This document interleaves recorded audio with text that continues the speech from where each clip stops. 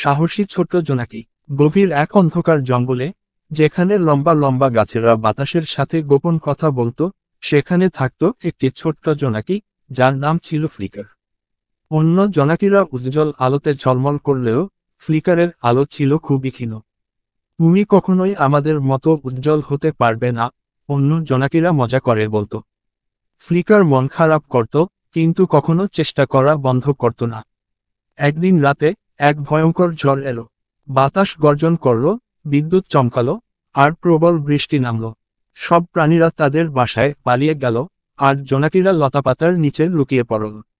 ঝড় থামার পর দেখা গেল এক বিপদ ঘটেছে।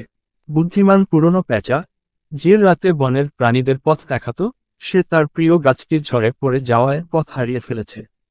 আমাকে কে আমার গাছে ফিরিয়ে দেবে? পেঁচা দুঃখী স্বরে ডাকল। উজ্জ্বল আলোওয়ালা জোনাকিরা পিছিয়ে গেল।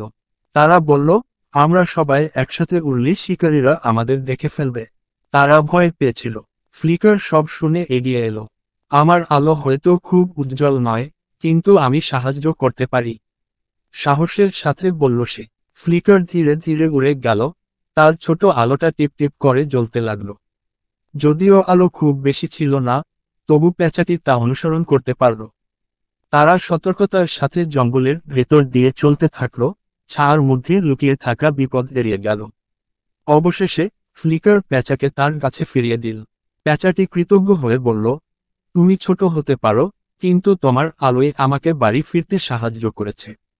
সেই রাতের পর থেকে ফ্লিকার আর কখনো নিজের ক্ষীণ আলো নিয়ে লজ্জা পায়নি। সে বুঝতে পারল, অল্প আলো গভীর অন্ধকারের পথ দেখাতে পারে।